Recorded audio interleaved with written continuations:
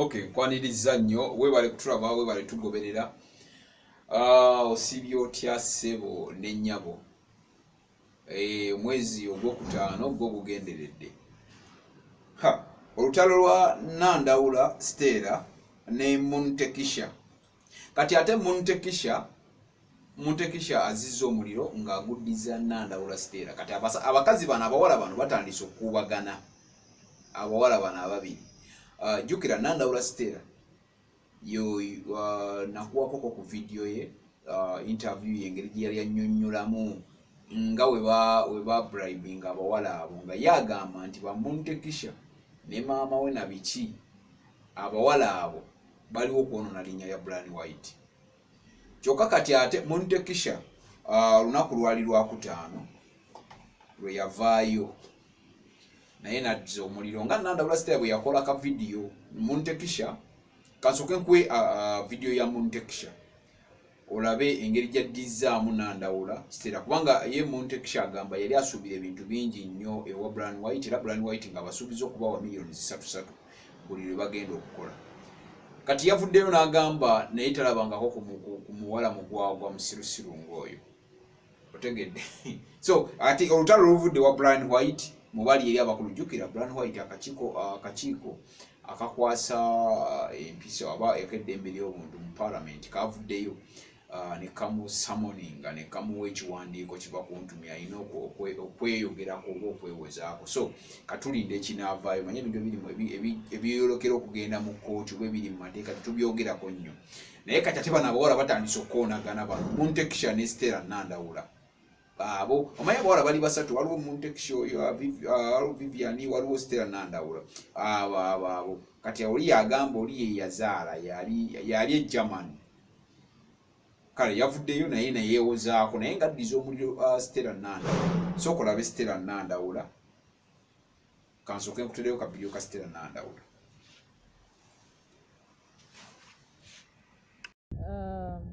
I heard what Stella is saying. Mbunze nagenda ewa Brian White mbunga nkaaba mbunga ngendayo nga nsaba omulimu.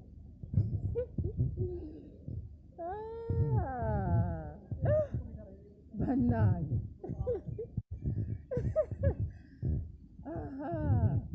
One, what I'm going to talk about that video when nagendayo nga nkaaba ebyo byagamba mbu nagenda nali sikaaba wabula nagendayo nga siyina ssente.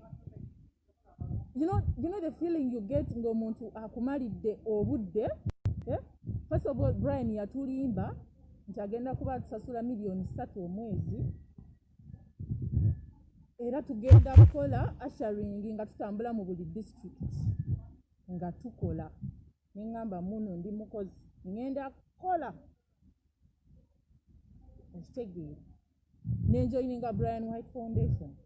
Bwe nagijoyininga nga maze okuresigninga ku mulimu gwange gwe nali njagala ennyo gwali gumpa kasente katini $500,000 naye at least nali nsobola okwetusaako kyenjagala nga nsobola okusonda nentuuka ku kyenjagala okitegeera. Naye kyannuma nnyo okulaba nti Brian kye yatugamba mu foundation si kye twafuna. Yatugamba tugenda kukola, agenda kuba tusasula miliyoni 3 era tugenda signinga contract. Tetwasayininga contract nezo miliyoni 3 omwezi we gwagwangako n'omusaba ssente nga akugamba tolya, sibagulira wano ngoye, sibawa ssente zikugenda mu saaluuni. Naye nga ffe tetwajoyininga foundation kusiba nviiri. Twali tuzisiba gye twali tubeera. Twali tusobola ozisiba, twali tusobola okweriisa kubanga nze Brian kubanga nga mbali mu luto lwa maama wange si yeyandiisanga. Kitegeera. So twajoyininga foundation the name of working. Stella wobago wajoyininga foundation ng'omanyi kyogendako nti sexual harassment bagenda kuba bakwebakako. Beera bibyo. Mama wo kennyini alikuwa even up to now nsomye posting nga she's accusing Brian White. Ovuddemu mu maama we yakuzaala n'akuteeka ku nsi lwa ssente Brian White z'akuliisizza.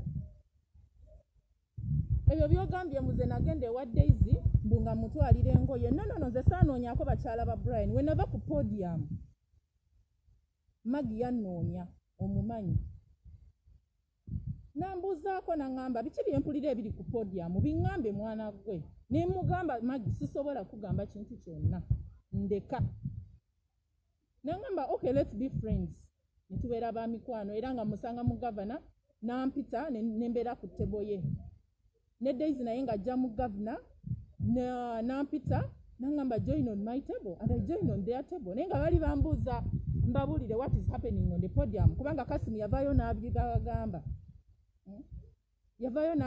nga bawulira ebigambo mu nkuubo naye nga tebabikakasa naye nga baagala nze njogere kubanga mmwe mwali temusobola kwogera naddala ggwe ng'ogamba Vivian tabyogere era agume mubeereyo ate oludda nga weekyusa ng'ogamba banange tubonaabona mutuyambe okitegeera nze saabanoonya wabula be bannoonya n'ebintu by'ogamba bye nali ntunda ku status yange nali mbitundira ku WhatsApp status yange nga ngezaako kukola kubanga naligenze neetunda naye nateekanga ebintu ku status nga mbijja online ne biteeka ku status omuntu aba byagadde nga order ne babireeta nga nsasula then I make an order waba tansasudde I don't make any orders Daisy n'abiraba ku status yange n'aŋŋamba abyagala n'aŋŋamba mutwalire gatta ne some dresses that were available ne mugamba mpeereza ssente kozi nze osooka kunsasula ne ndyoka nkola ki ne ndyoka ndeeta by'oyagala nampeereza mobile money ne nzigyayo ebintu bye yali aŋŋambye engoye zayagala ne waist trainers and everything ne mbimutwalira ewuwe ye yandagirirayo nze saakaka Daisy kundagirira waabeera okitegeera yankubira essimu netulagirira owa booda ne ŋŋendayo invitinga on her daughter's birthday ne mugamba sigenda kujja naye ngenda mugulira ekirabo naye nali nsobola okugendayo nengula ekirabo era ekirabo ekyo oyo omwana yayambadde eyo dress this year was it last month or this month when it was Shanice's birthday olugoye lwe yayambala nze nalugula nze sina I have no problem with Daisy or Maggie gwe bogezaako oyingizamu eno ensonga te ovudde ku mulamwa by the way muvudde ku mulamwa the thing is sexual harassment. The thing is not me, Brian White, giving me money. I was working for him.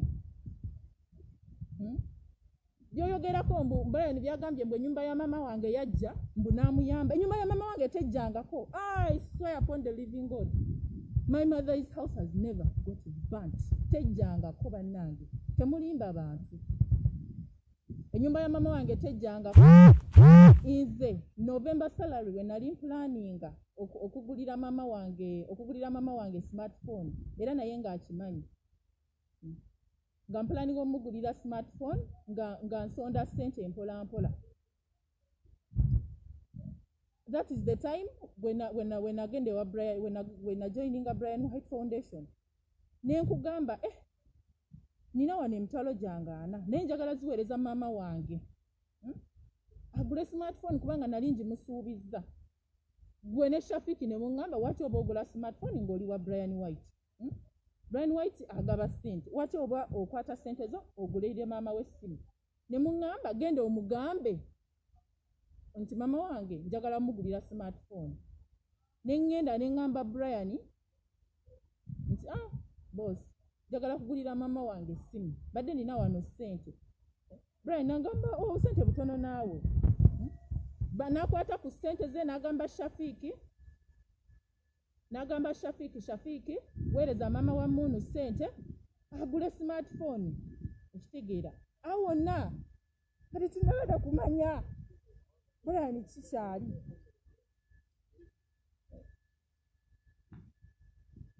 Okitegeera nga ffenna tuli mu kutya ng'otya okwogera n'agamba abasirikale abo abawala be batereka ssente zange temubakkiriza kuva wano, temubakkiriza na kutuuka ku geeti. Mwina kubeerawo emmere bwe mbawo nga tufe abafumba emmere. Actually I was like a maid in Brian White's house nga nze nfumba emmere, nze nongose ennyumba, nze ngisiimula emirundi gye nasiimula eyo ennyumba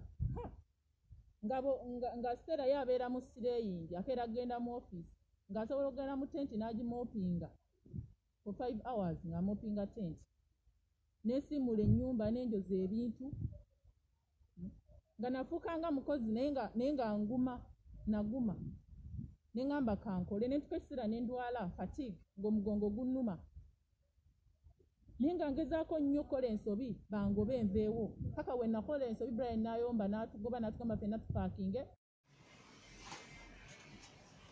Okay, Stella Nandau, Muntekisha omuwulidde.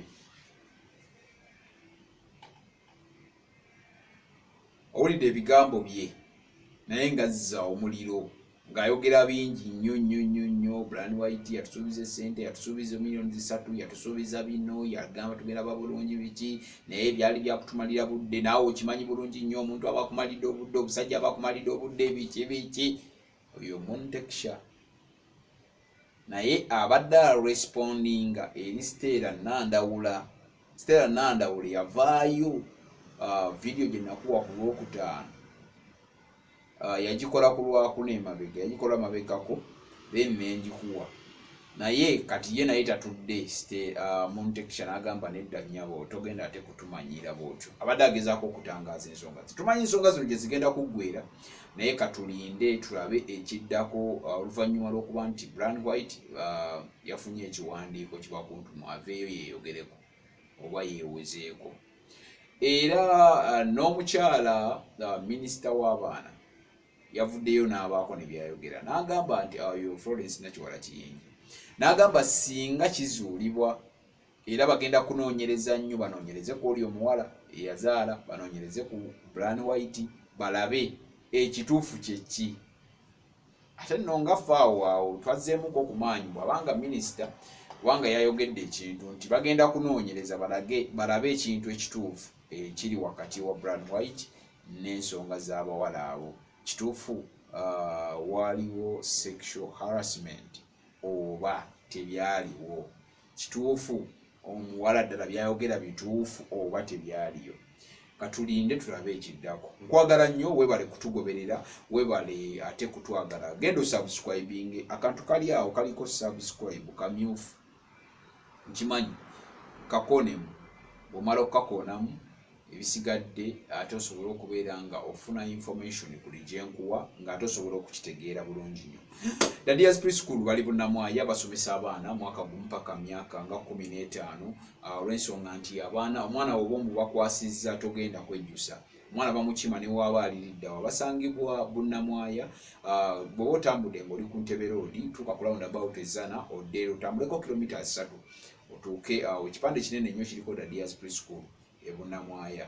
Ate bw'obanga oba oli ku Freedom City era ndi ku Ntebe Road, oluguudo olwo lwe twayitanga olwa Pida oba lwe twayitanga ku Pida Olega Street otuuka Enyanama mu town, ate n'osobola okukwata omukono gwo gwa left.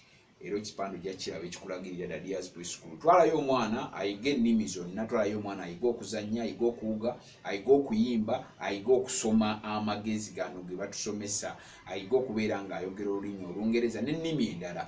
N'eddiini bagirina kubanga balina buli, ne oba oli musiraamu oba omulokole oba oli mukatuliki, wonna waliwo abaana we basabira. Kale mutwale ku Dadia's Preschool bali bunnamwaya. Senga Kezia kulannama naye gyali ali ku roundabout bw'oba otuuse ku bitaala by'e Kajjansi awo ku ttawo ly'e Kajjansi okwata ku luguudo olugenda e Ggaba.